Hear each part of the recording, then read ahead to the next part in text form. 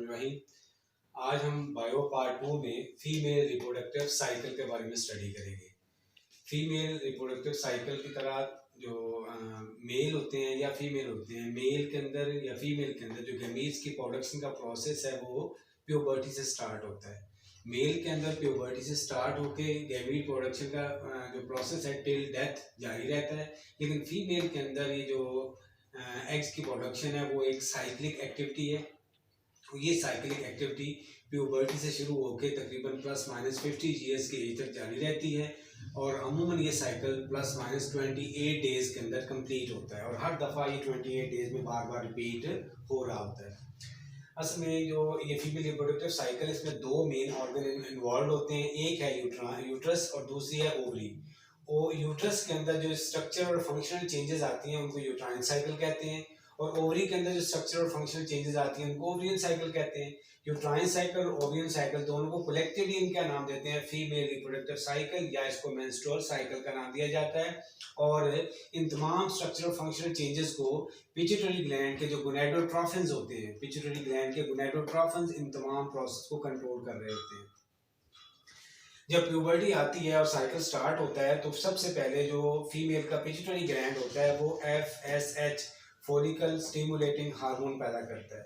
ये follicle stimulating hormone उनकी ovaries के अंदर बहुत सारे फॉलिकल्स की डेवलपमेंट शुरू करवा देता है, प्राइमरी फॉलिकल्स की, और फिर उनमें से सिर्फ एक फॉलिकल के अंदर एग की डेवलपमेंट कंटिन्यू रहती है, बाकी तमाम डीजनरेट कर जाते हैं। सब के जो डीजनरेशन का प्रोसेस है उसे हम कहते हैं फॉलिकल एट्रीसिया। फॉलिकल एट्रीसिया के बाकी सारे डीजनरेट कर जाते हैं, सिर्फ एक की डेवलपमेंट कंटिन्यू रहती है। इसी FSH की सेक्रीशन की वजह से ओवरी के जो इंटरस्टिशियल सेल्स होते हैं वो एक फीमेल सेक्स हार्मोन पैदा करते हैं, एस्ट्रोजन। ये जो एस्ट्रोजन है ये 2-3 काम कर रहा होता है। पहली नंबर पे एस्ट्रोजन की मिकदार जैसे बढ़ती है तो ये उस यूट्रस की जो एंडोमेट्रियम होती है उसको डेवलप करवाता है, उसकी वेस्कुलराइजेशन करवा देता है, उसके अंदर मजीद ब्लड वेसल डेवलप करवा देता है और उसको स्पॉन्जी बना देता है। और साथ ही ये फीमेल के सेकेंडरी जो कैरेक्टरिस्टिक्स होते हैं उनको प्रोड्यूस करवाता है। तो जैसे जैसे एस्ट्रोजन की मिकदार ब्लड के अंदर बढ़ती है तो ये FSH की सेक्रीशन को सुप्रेस करवा देता है, यानी FSH की सेक्रीशन रुक जाती है, कम हो जाती है। जब FSH की सेक्रीशन रुकती है तो उसकी वजह से फीमेल का पिट्यूटरी ग्लैंड एक और हार्मोन पैदा कर देता है जिसको नाम हम देते हैं ल्यूटिनाइजिंग हार्मोन, जिसको कहते हैं LH hormone. Luteinizing hormone, LH hormone, ये जो ल्यूटिनाइजिंग हार्मोन है जो उसके पिट्यूटरी ग्लैंड ने पैदा किया है, ये उस जो फॉलिकल के अंदर एग मैच्योर हुआ है उस एग की ओव्यूलेशन करवाता है।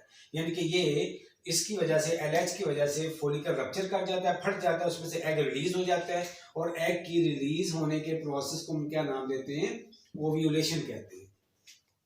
और दूसरी बात ये कि जब रप्चर्ड फॉलिकल होता है उस रप्चर्ड फॉलिकल को फिर ये जो LH हार्मोन है उसकी ल्यूटिनाइजेशन करवा देता है, उसका येलो कलर हो जाता है और अब उसका नाम हम क्या रखते हैं, कार्पस ल्यूटियम। वो जो रप्चर्ड फॉलिकल है उसका नाम अब क्या हो गया है, कार्पस ल्यूटियम। और कार्पस ल्यूटियम जो है ये खुद एक एंडोक्राइन ग्लैंड बन जाता है और प्रोजेस्टेरोन की सेक्रीशन शुरू कर देता है।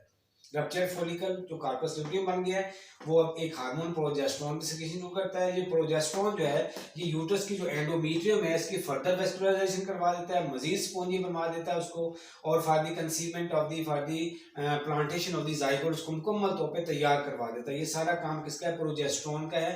और प्रोजेस्टेरोन इसके साथ साथ यूट्रस के मसल्स की कॉन्ट्रैक्शन को रोकता है ताकि जो फीटस को प्रॉपर्ली वहाँ पे प्लांट हो सके और डेवलप हो सके।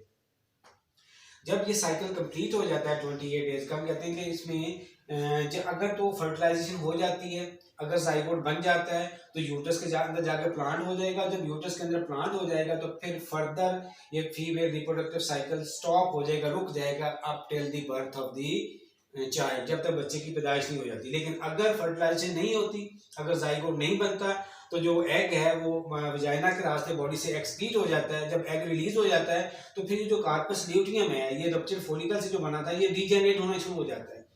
जब ये डीजेनरेट होना शुरू हो जाता है तो जो इसका सपोर्टिंग इफेक्ट था यूट्रस की एंडोमेट्रियम पे वो खत्म हो जाता है और यूट्रस की एंडोमेट्रियम टूट फूट का शिकार हो जाती है। तो फिर बहुत सारा ब्लड, बहुत सारे टूटे हुए ब्लड वेसल, बहुत सारे सेल्स होते हैं वो वजाइना के रास्ते बॉडी से आउटफ्लो हो जाता है शुरू उसका।